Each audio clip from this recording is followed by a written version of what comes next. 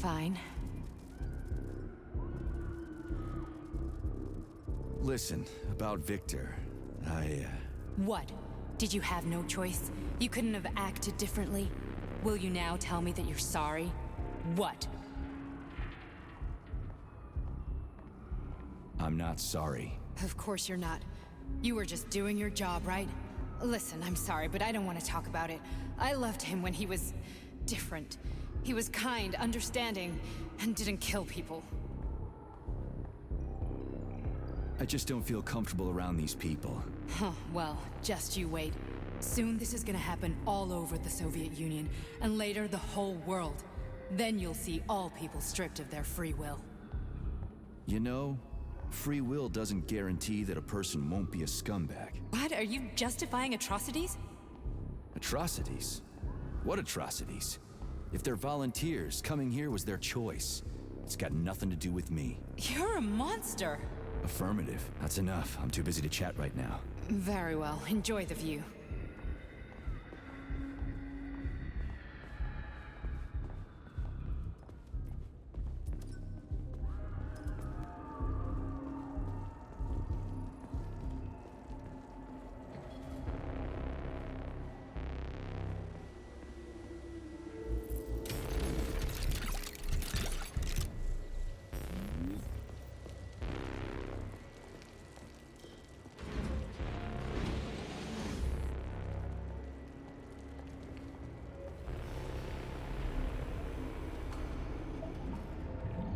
Resist, my darling. Resist. Ah, fuck. I'm so sick of these goddamn hallucinations. Do you see colorful spots before your eyes? Does your perception of the world change? Yeah, exactly. Do you know what this shit is? You were crossing into limbo, but it can't be stopped. How did you interrupt it? I don't know. It's like that lump of polymer is calling out to me. A big, teardrop-shaped one. Right there, straight above us. Do you see it? There's nothing there. What do you mean? I'm looking right at it. Oh crap, now it's gone. It's a hallucinatory reaction, a side effect of the surgery you underwent. The reaction of a damaged brain to the presence of a neuropolymer implant.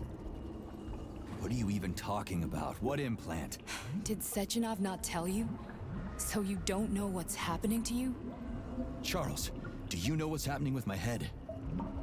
I am not detecting any internal changes, Major. But your Vossot polymer extension is clearly receiving an unidentified stream of external data. What's that interface? Who are you talking to? It's a chatting artificial librarian, an AI in my polymer glove. It doesn't matter. Charles, what are you talking about? Charles?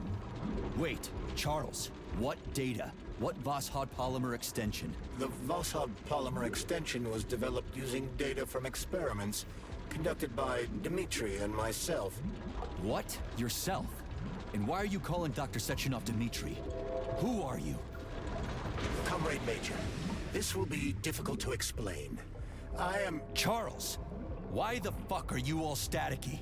What the hell is going on? Keep it together, Major. If what I'm thinking is true, I should be able to access the archive right now. There will be records about you.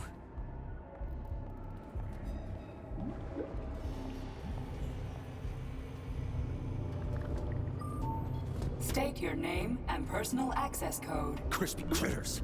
Invalid name. Fine, I'll hack in. Not so fast. Name Cheriton Zaharov. Code Fluffy. Code accepted. Access granted.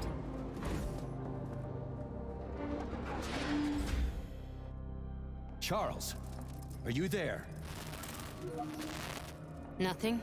Nothing. So, what is Charles then? Long story short, your Charles is Professor Cheriton Zaharov. Huh, that was short. So how could he be Zaharov? Professor Zaharov was developing the collective subsystems and worked on the module. The one you have inside you. They told us he ran a number of experiments on himself. The result was disastrous and unpredictable. On himself? Was he an idiot or something? Oh, he certainly wasn't an idiot. Zaharov was a misanthrope obsessed with science. I don't think he cared about what happened to his body all that much.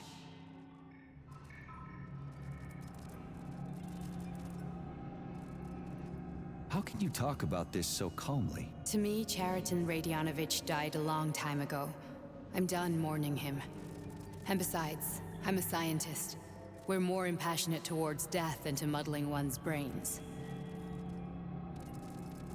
So, how do we get in? Only a small bunch of people have permanent access to the archive. Sechenov, Lebedev, the director of the Academy, and Zakharov. Like you reminded me. Fluffy, huh? So what would we have done if the password hadn't worked? I'm sure you would have smashed the door with your bare fists. But now Archivist thinks I am Dr. Zakharov, so we got lucky. Welcome, Chariton Zakharov. What is the subject of your query today? Agent P3, personal file. Your search returned 42 audio records. So, which one do you want first? I couldn't care less. Then pick one at random. I'm waiting for a recording, Major.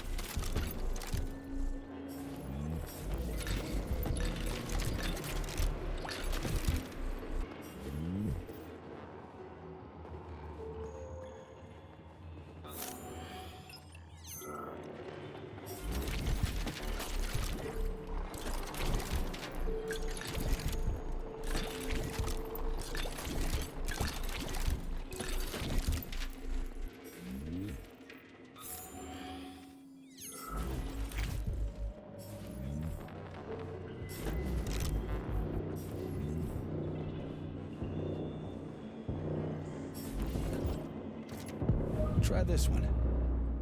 Commencing playback. The events in Bulgaria left the agents badly injured. Technically speaking, they were clinically dead. Agent Blesna could not be saved. Since Agent Plutonium's condition was less severe, it was possible to return him to combat readiness.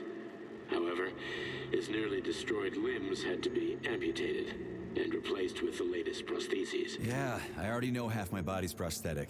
What else is new? These are just general observations. Find another recording.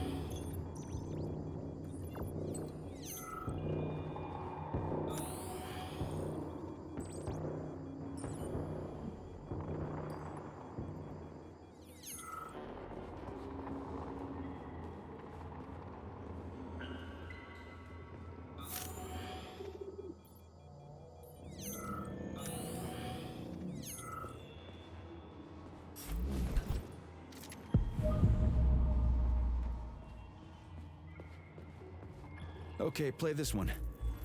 Commencing playback. Following his recovery, the agent's personality was altered significantly, including his behavioral and speech patterns. Because of this, I made the decision to remove the agent from the Argentum unit. In order to prevent any possibility of memory recidivism, Plutonium received a new call sign, P3, and is now under my direct command and observation. P3's contact with Argentum has been kept to a minimum, and Argentum personnel have been warned against mentioning the call sign Blesna in P3's presence. Crispy. I'll get another one. What? Sechenov has you on a leash. He does whatever he wants with you. Listen, Doc, he saved my life. Do you think I don't know I'm a test subject? That's my job. So you're a volunteer, huh? Then why are you such a disobedient test subject? 'Cause before they always told me what they were doing. I'll go get another recording.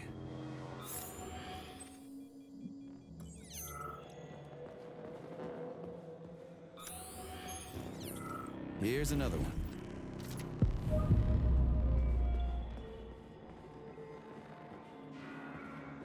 Let's give this one a spin.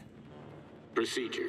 Implant the Voskhod neuropolymer brain function extension. Objective. Total elimination of destructive impulses triggered by traumatic memories. Patient, Major Sergei Nechayev. Codename, Plutonium. Attempt number 3. The first 2 operations were unsuccessful. The patient suffered a severe brain injury in Bulgaria, which could not be repaired. The damage is of such severity that the patient will likely have to be euthanized. Did you hear that? He wanted to kill you. The frontal lobes are partially destroyed, causing the patient to experience bouts of uncontrollable rage. The patient's steel prostheses render him dangerous to those around him. And that's about your seizures. Due to the incidence of temporary insanity, the patient is immersed in a surreal psychedelic reality that prevents him from accepting the consequences of his aggressive behavior. I don't get it. Can you translate for me? You're not gonna like it. The patient experiences intense hallucinations. Did you see your wife again, my boy? How did you know that? Yet a Voskhod implant will give the patient artificial memories and allow him to overcome his obsession with his deceased wife. Your wife. It's all bullshit. I've never been married. With Voskhod, we can send the agent's consciousness into the imaginary world of limbo via a pulse aimed directly at his pituitary gland, switching the Major into combat mode on command. I'd like to add that I am strongly opposed. What a load of crap. I mean, there's no fucking way. I'm afraid there is. Sechenov can send your mind to your own private paradise with the push of a button. And my body? Your body will kill whoever he tells it to. Fucking horseshit. What about the hallucinations? Are they also Sechenov? No. The hallucinations are just your brain's defense mechanism. Why the hell should I believe any of this?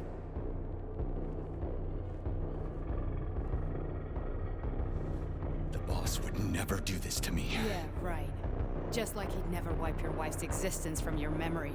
Just like he'd never design Collective to be a mind control system. Who said Sechenov did any of that stuff?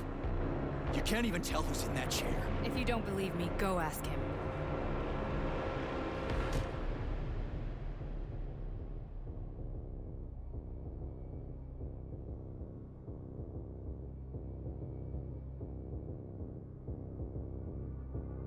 What's the plan, Major?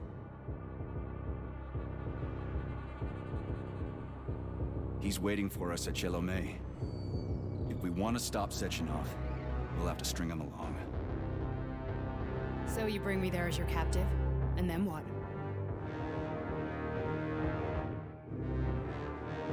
And then we play it by ear. So that's how